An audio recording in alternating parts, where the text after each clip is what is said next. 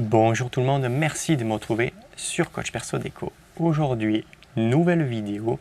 Alors, vous allez peut-être savoir où est-ce que je me trouve. Ce qu'on voit derrière moi, c'est le magnifique Palais des Papes. Je me trouve donc dans ce qu'on appelle l'Intramuros d'Avignon. Le sujet du tuto d'aujourd'hui va porter, en l'occurrence, sur la terrasse. Alors ici, on est sur une terrasse reproduction lame de parquet. Et la particularité justement, on va dire, d'Avignon et plus largement de certaines villes et villages, c'est qu'on peut avoir un patrimoine qui est relativement ancien, qui date de plusieurs siècles. Ici, c'est typiquement le cas. Et comme on peut le voir, on a du silicone polyuréthane, parce qu'on est sur une terrasse qui est à double pente. Donc, une pente comme ceci, et évidemment une pente comme cela, pour pouvoir rejoindre la valoir qui se trouve de l'autre côté. Et comme la particularité également, c'est qu'on peut avoir encore des terrasses qui sont sur des solives, parce qu'ici il y a une chape, mais les terrasses peuvent être solivées, surtout dans les bâtiments qui ont plusieurs siècles. Il n'est pas impossible qu'il apparaisse ce qu'on appelle la fissure entre la plinthe et le carrelage. Alors malgré le fait qu'il peut y avoir une étanchéité derrière, on n'est pas à l'abri avec le temps d'avoir ce qu'on appelle des infiltrations d'eau. Il faut bien penser que selon les infiltrations d'eau qu'on peut avoir, au bout d'un moment, ça peut venir faire des remontées capillaires et abîmer le pan de mur. Dans ce tuto, on va justement s'intéresser à la rénovation de toute la partie de la terrasse, donc sur sa partie, j'entends, en pente, tout ce qui n'est pas dans le sens, on va dire, le fil de l'eau, ça ne pose pas de problème particulier, mais ici on a quand même une belle longueur et il faut préserver justement l'intégrité des ouvrages. Pour la petite histoire, c'est moi qui ai fait ce silicone polyuréthane il y a environ 4 ans. Donc voilà, il faut penser à l'entretenir, il faut penser à le rénover, il faut penser surtout à le faire le plus proprement possible. C'est ce qu'on va voir dans le tuto. Alors, première opération, on va venir donc enlever tout le silicone. Et là, vous voyez, si on regarde attentivement, vous voyez, on s'aperçoit quand même là les petites fissures. Ici, on voit bien que ça a craquelé. Donc, cela signifie quand même qu'au niveau de l'ouvrage maçonné, ça travaille un petit peu. D'ailleurs, on peut le comprendre. Vous voyez, si on se tourne,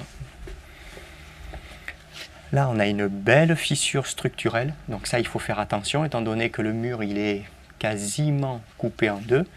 Voilà, la fissure, là, on le voit bien, ça descend, ça travaille. Et je veux dire, à tout moment, ça peut venir fissurer entre la plinthe et le sol. Et on aura des infiltrations d'eau. Et si ici, c'est une terrasse, forcément, le voisin en contrebas, lui, ça peut être éventuellement une pièce. Donc, il n'y a pas de raison d'avoir de l'eau sur la figure. Alors ici, je vais donc couper le silicone polyuréthane. Donc, cutter, lame la plus neuve possible.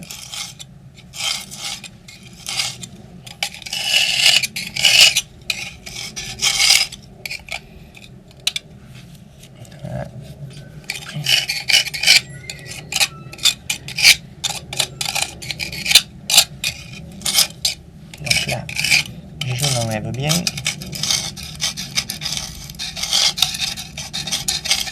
Il était quand même au bout de sa vie, voilà. Quasiment 4 ans en extérieur sur des terrasses. Voilà, le silicone polyuréthane, c'est quasiment, il est quasiment au bout du bout.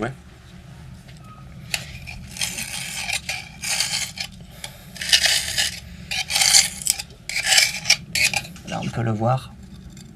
Derrière le silicone PU, on a de la petite cochonnerie. Donc ça signifie que machinalement, là, ça passait.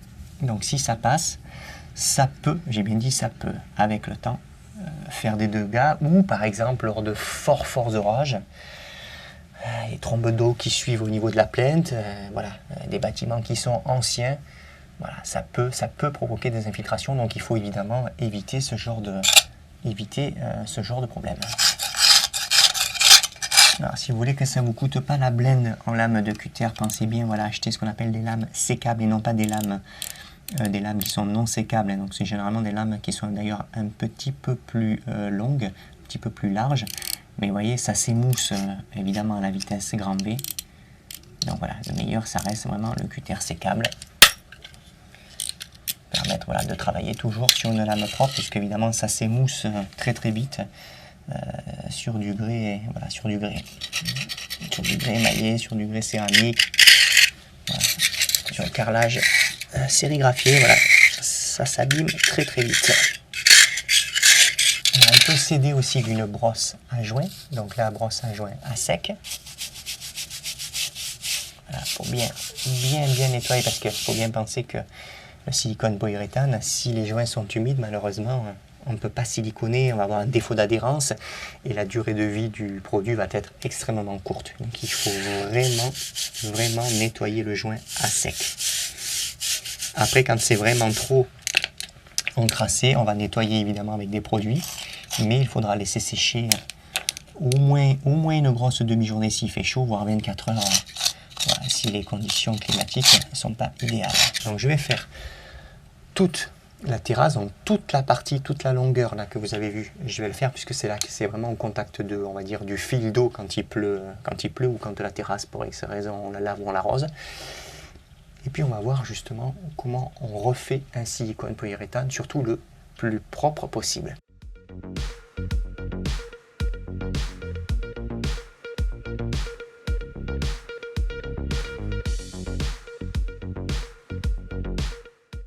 Lorsqu'on a une terrasse, alors qu'on la lave ou qu'on l'arrose parce qu'on a des plantes, forcément, selon le coin où l'on se trouve, les eaux peuvent être très calcaires. Ici, à Avignon, comme une bonne partie d'ailleurs à Provence, c'est le cas. Les eaux sont particulièrement calcaires. Et là, comme on peut le voir, ça démarre à peu près de là.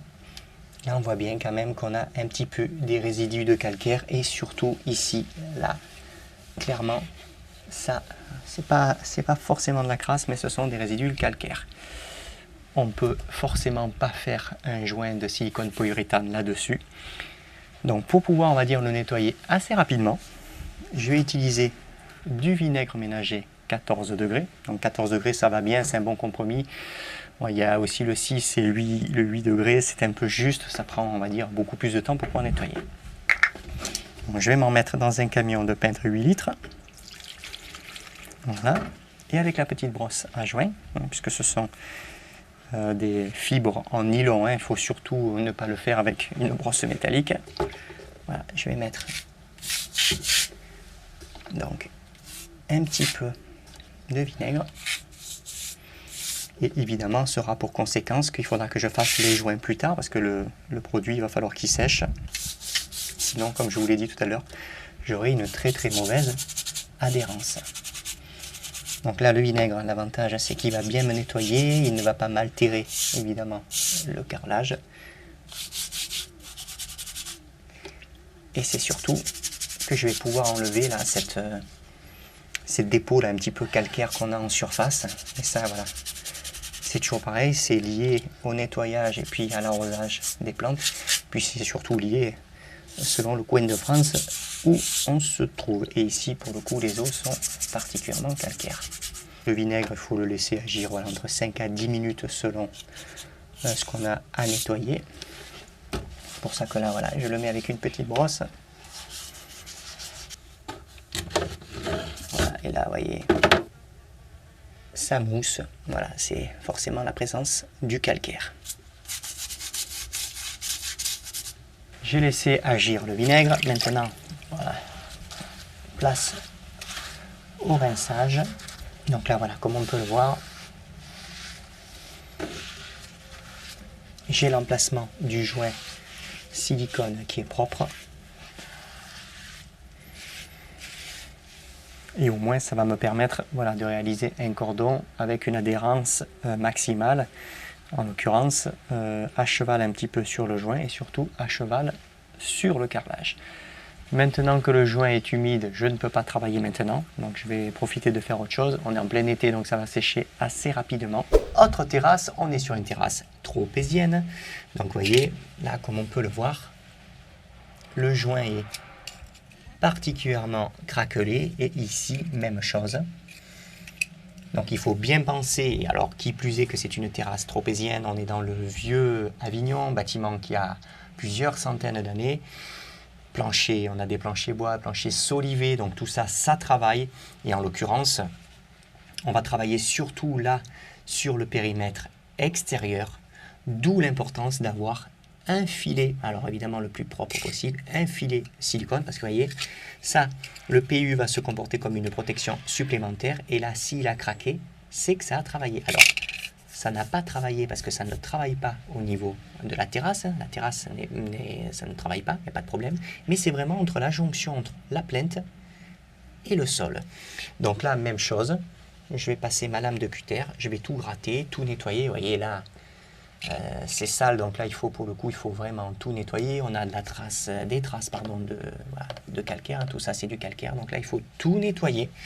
Et comme ici la pente elle est comme ceci et puis comme cela puisqu'elle rejoint l'exutoire qui est derrière mon dos, et bien là pour le coup voilà, il faut vraiment renforcer la protection parce qu'il faut bien penser que si ça craque un petit peu, s'il n'y a pas le silicone, donc ça va craquer le mortier à joint parce qu'on a toujours un petit peu de mortier à joint sous la plinthe. Et il y a un risque d'infiltration d'eau. Et l'hiver, quand il fait très très froid, eh ben, c'est des choses qui peuvent arriver donc à glisser derrière la plinthe. J'ai déjà vu sur des chantiers ça, et venir en fait faire ce qu'on appelle des ébrèches. Parce que l'eau avec le gel, ça gonfle et ça vient casser. Donc ça, c'est important. Si vous êtes dans l'ancien, j'entends bien dans l'ancien, c'est quand on est sur des planchers béton, il n'y a pas de problème particulier. Mais les vieux planchers bois où vous avez une terrasse classique comme vous avez vu en début de vidéo ou une tropézienne, donc c'est-à-dire une partie qui a été découverte pour devenir une terrasse, attention, le bois c'est vivant et quand on a comme ça des terrasses et des choses comme ça, il faut penser voilà, à renforcer, on va dire, la protection pour éviter que les joints se cassent dessous, qu'on s'en aperçoive pas et que l'eau de pluie fasse son travail, entre guillemets, son travail de sable, parce que bon, si vous êtes dans un coin de France où il pleut fréquemment, bon, ça finit quand même par faire des dégâts. Donc la même chose, j'ai du boulot, il faut que je coupe, voilà, vous voyez, tout ce joint là, vous voyez, il faut que je coupe toute cette cochonnerie là, tout nettoyer et tout refaire. Et allez, rebelote. Le silicone polyuréthane, pour information, ça reste quand même un excellent produit quand il est appliqué dans des bonnes conditions et qu'il est, on va dire, appliqué surtout pour l'usage nécessaire. Ça reste un produit qui est fiable. Et ici, voilà, 3-4 ans d'exploitation, sachant que c'est une terrasse où on a des plantes, donc il y a quand même de l'eau. Je veux dire, l'été, on a quand même de l'eau qui court sur la terrasse. Je veux dire, voilà, ça reste un produit, c'est un produit fiable. Là, en l'occurrence, c'était le PU40. Je vous le montrerai parce que je vais le réappliquer, PU40, produit de chez Wurtz. Il faut savoir que le Sikaflex 11FC, c'est un produit voilà, qui est équivalent et qui convient également très bien. Mais là, pour le coup, vous le verrez avec le Wurtz. Le nettoyage est effectué. Il fait relativement chaud. Donc, toute la partie que j'ai nettoyée, c'est déjà sec. Là, j'ai attaqué à mettre donc, ce qu'on appelle du scotch crème, donc communément ça s'appelle du ruban de masquage. Ruban de masquage, largeur 25 mm. Alors, inutile d'acheter le bleu en soi ça coûte une blende, alors que ce genre de scotch c'est vraiment quelque chose qui coûte plutôt une figue. Alors, je vais mettre en place du ruban de masquage pour la simple et bonne raison, vous voyez j'ai commencé à le faire, pour pouvoir ensuite appliquer un cordon de silicone le plus proprement possible, parce que je pense que ça se voit quand même à l'écran, mais c'est un carrelage qui est relativement bosselé pour donner un peu voilà, cet effet un peu vieille lame là, grisaillée qui a barulé, qui a passé son temps. Donc voilà, il existe des petits outils et des spatules, mais là en l'occurrence je suis tellement bosselé que je vais faire plus de cochonneries que de choses. Alors, le ruban, donc je poursuis le travail que j'étais en train de faire. Alors ce qui est important, c'est de bien suivre le trait initial, et si vous c'est la première fois que vous le faites, donc il faut déterminer une largeur. En l'occurrence, généralement pour déterminer une largeur, on prend soit en référence la largeur des carreaux qu'on a fait, donc là en l'occurrence c'était un 3 mm, soit, ça c'est important, on tient compte du jeu qu'il y a éventuellement sous les plinthes et on adapte ce jeu. Ça, c'est vraiment le plus important. Donc là, vous voyez, moi j'adapte et en fait je reprends sensiblement le travail que j'avais déjà effectué il y a quasiment 4 ans en arrière. Alors on ne se met jamais à ras évidemment d'une plainte parce que si on est à ras d'une plainte, on ne laisse pas de produit. Et là, même chose, on va dire que c'est la partie finalement la plus technique. Là, quand je vais scotcher ici au-dessus, je vais m'en couper un bout là pour que vous puissiez le voir mieux. Donc là, en fait, le plus important, c'est de rester sur la plainte.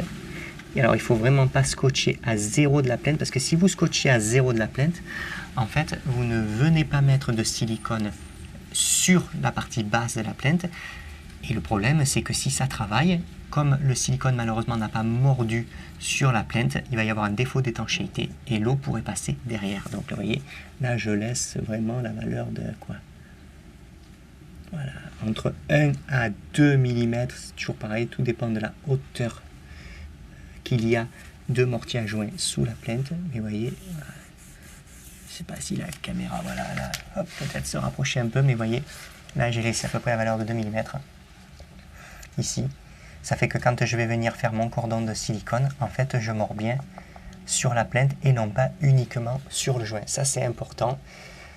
Comme on est sur, voilà, on est sur de l'ancien, même très très ancien, je ne peux pas me permettre d'avoir un défaut d'étanchéité, tout simplement parce que je n'ai pas fait le silicone mordre, on va dire plutôt sur le dessous de la plainte. Alors, je continue. Donc la même chose.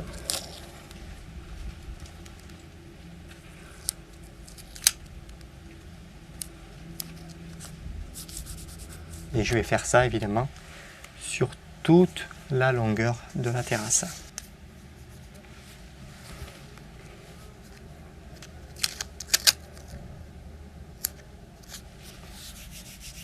Les scotches sont en place, maintenant passe à l'application du mastic polyuréthane. Donc moi je vais utiliser le PU40+, donc ça c'est un produit de la société Wurtz. Alors Wurtz, si vous êtes professionnel, c'est aisé à trouver, particulier c'est déjà un petit peu plus compliqué. Donc on peut également utiliser le fameux Sikaflex 11FC. Alors moi il est blanc parce que j'en ai besoin pour une autre application. Mais là pour le coup je vais faire du silicone gris et je vais travailler avec Wurtz. Alors c'est parti, on va faire un petit cordon. Donc il ne sert à rien d'en mettre beaucoup.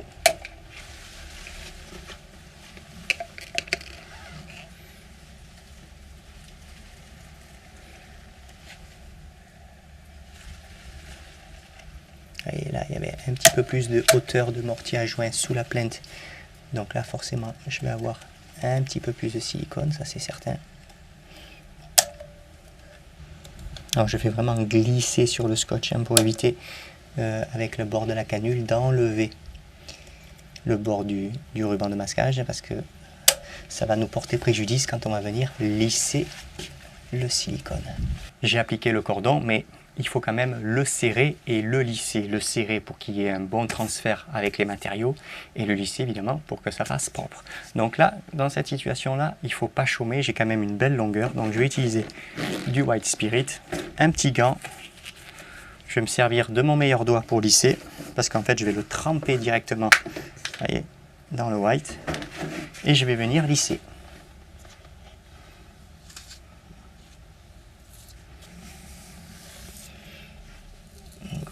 Je serre. Et chose importante, ça c'est vraiment très important, il ne faut pas laisser de charge. Vous voyez par exemple là, il y a de la charge sur le ruban de masquage. En fait, c'est pas bon quand on va enlever le ruban. Ben, en fait, ça vient pelucher parce qu'on a de la surépaisseur. On écrase. On doit vraiment voir par effet de transparence, vous voyez, le ruban de masquage. On en laisse finalement que dans la réservation et pas sur le ruban, parce que sur le ruban, je vous dis, ça va faire des traces, c'est particulièrement disgracieux. Et puis, on peut même avoir un défaut d'adhérence parce que quand le silicone est trop chargé, des fois ça foire sur le revêtement ou le matériau qu'on vient d'appliquer. Alors, vous voyez, je serre. Voilà. Et là, vous voyez par exemple, typiquement, ce qu'on appelle, vous voyez, un cordon qui n'a pas été serré, vous voyez là, les ajournements. En fait, si ça reste comme ça, c'est forcément un silicone où on a des défauts et d'adhérence et d'étanchéité. Voilà pourquoi il convient toujours de les serrer, et pour vraiment faire un travail propre, quoi de mieux que d'avoir du white et surtout du ruban de masquage, puisque c'est lui vraiment qui fait office de protection et office de guide. Vous voyez, là j'ai passé le doigt, alors j'ai appuyé parce que le doigt, j'ai appuyé, mais au moins ça permet de serrer. Une fois que le cordon a été réalisé, instantanément, il ne faut vraiment pas chômer, il ne faut pas dire c'est bon, on laisse sécher puis on enlève. Non, c'est fait, on enlève immédiatement les rubans de masquage. Alors.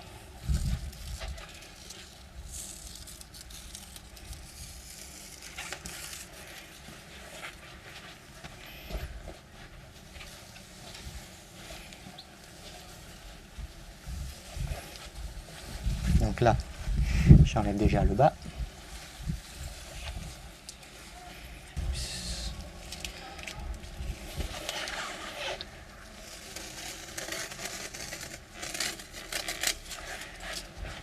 Voilà, donc ça c'est pour la partie basse. On va enlever de suite la partie haute.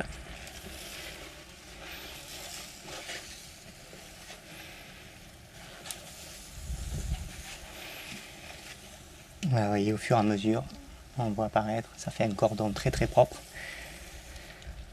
Avec le white, ça permet de lisser proprement. Et avec l'action du doigt, ça permet de venir vraiment faire le transfert, de bien faire en sorte qu'il se colle, puisque sa propriété c'est de coller et de réaliser des étanchéités, parce que c'est un produit sensiblement 2 en 1. Mais au moins, ça reste, voilà, très très propre.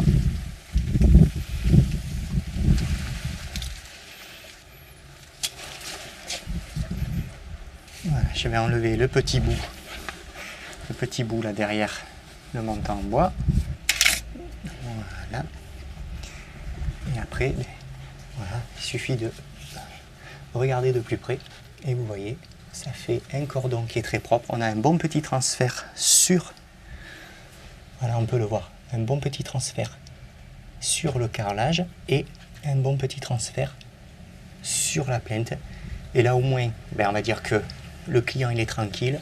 Si on a voilà, une petite variation dimensionnelle, un petit effort, on va dire mécanique entre guillemets, voilà, entre le mur et le sol, parce que je vous rappelle qu'on est dans le vieux, voilà, on est dans le vieux Avignon, on est dans les vieilles demeures.